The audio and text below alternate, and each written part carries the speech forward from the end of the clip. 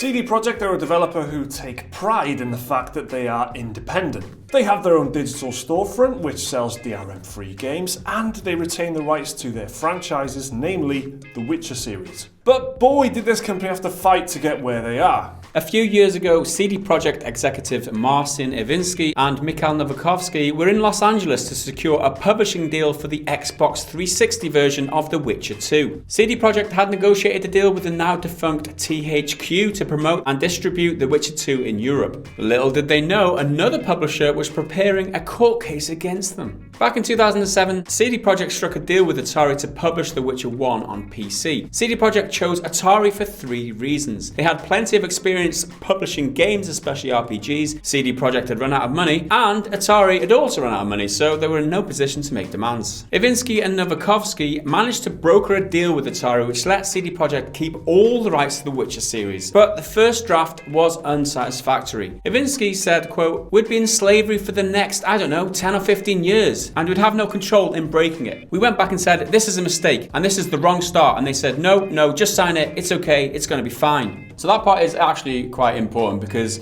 Atari wanted the rights to the Witcher series to publish them, and they said, we're not doing that. Hang on a minute, and Atari was like, just sign it, it'll be fine. And it was because of this, because of their negotiation, I guess, they were able to retain the rights for The Witcher. Because like you said, they've been in slavery for God knows how many years in the future had they just signed it like Atari wanted. But that was a good move. That was a good move that they did that. CD Projekt then spent another 6 months in legal negotiations. They managed to secure the rights to the franchise, except there was one little clause which had come back to haunt them. The contract included a clause which gave Atari the right to first negotiation on any further games in the series. In 2009, Iwinski and Novakovsky were overseeing the port of The Witcher 1 to Xbox 360, but the project was suffering from numerous problems and they decided to scrap it entirely. The team then received a phone call from Phil Harrison, the president of Atari Europe, who informed them they would be served a breach notice because they failed to produce the game which Atari was funding. Iwinski said, "Okay Phil, we failed, I accept it, send it over." But Atari then asked CD Projekt to return the several $1 million they had loaned them to make the port, but after a few weeks of negotiations, the two firms made a deal. Atari would get the distribution rights for the physical version of The Witcher 2, while CD Projekt kept the digital distribution rights. Iwinski said, quote, "We actually have to give credit to Atari because they were reasonable. They did not try to kill us, but they did profit from it." So this is another important milestone where Atari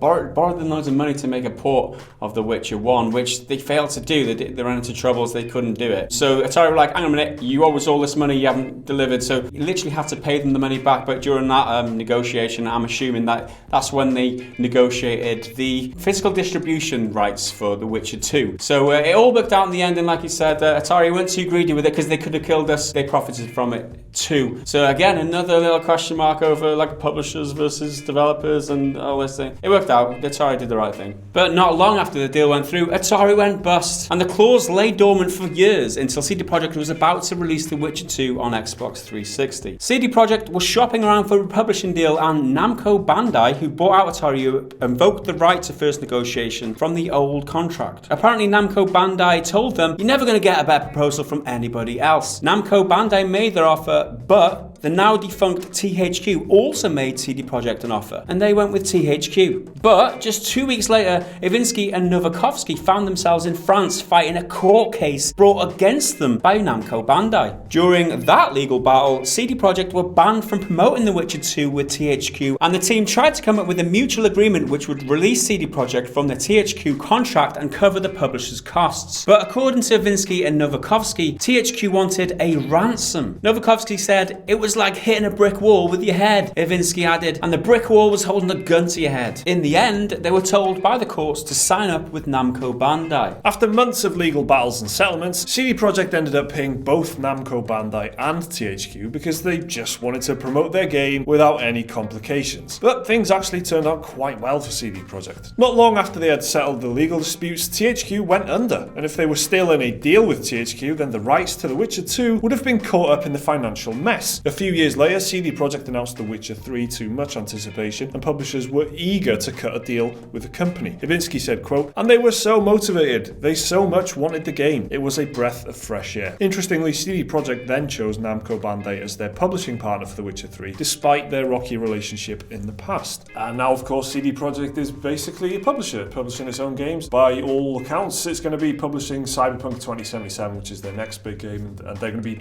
releasing that themselves. They've got their own publishing platform. They're in a very strong, independent position now, and I think their audience and their kind of crowd like it that way. They like them to be their own independent thing and not having to work with others. It's obviously they've had an incredibly rocky relationship with multiple publishers in the past, and there's multiple legal battles, and with several companies, it's going to give you a bad taste in your mouth, and you're going to go, screw it, we'll just do our own independent thing and publish our own games, thank you. And that's what they want to do. That's what they are doing, and I think, yeah, their fans are very happy about that. CD Projekt are held up high in the industry as people who do things in the right way and the consumer focus, and a lot of positive things that you associate with the name CD Projekt and CD Projekt Red. This just highlights some of the pitfalls that young developers or young companies might face when they're dealing with publishers, right? Sign away too much of your rights and you might be held to ransom for years. If you don't check your documents carefully about all the clauses in your contract, you might end up having to pay, go to court, and all this sort of thing. It's just the type of problem that you face when you're dealing with having to deal with a publisher. It's obviously not a great position to be if you're a small company and you're looking for support from a publisher. So it just highlights some of the potential roadblocks and problems that you might face. Going through their story there, which was told in some detail on PC Games N, it's a terrific article. There'll be a link in the description if you want to read through that. This is where the story comes from. They have fought almost every step of the way. All the decisions lean towards, no, we want to do this ourselves. We want control of our own stuff. We want the rights to our own stuff. And they're very hesitant to give away too much to these other companies, and describing things as slavery, describing a deal with a publisher as slavery. That shows how they think about this, and they want to be their own people. And they've been willing to take the price. They've gone into court. They've paid off publishers. They've written off deals and stuff, and paid money and put their money and their time and effort down in order to protect what they want, which is really cool. It shows how important it is to them, because they've actually taken that hit in terms of time, resources, money, just to protect their own stuff, to withhold the rights to their own stuff and not have to give too much of it away. It's something that Iwinski and what was his name? Novakovsky. They do value their independence as one of the main reasons why they're so successful, and that's the attitude that they've shown there, that they're negotiating all these things and putting things right. Would The Witcher 3 have turned out the way it had and been as successful as it was if they weren't as independent, if they were tied to some sort of publishing contract? Who knows? But it all turned out for the best in the end, and we're all glad that it did. Well, most of us, because Witcher 3 was it was alright. It was a good game. It was alright. I mean, just end the video before I get myself in trouble. Alright, so that's the story of CD Projekt and all the legal battles they went through just to retain the rights to their own stuff. What do you think of this? Let us know down in the comments below. Remember to like the video if you enjoyed it, and please do subscribe if you want to see more stuff like this every single day. You can check out that video right there, right now if you want, and a link to Patreon if you want to support the channel. See you next time.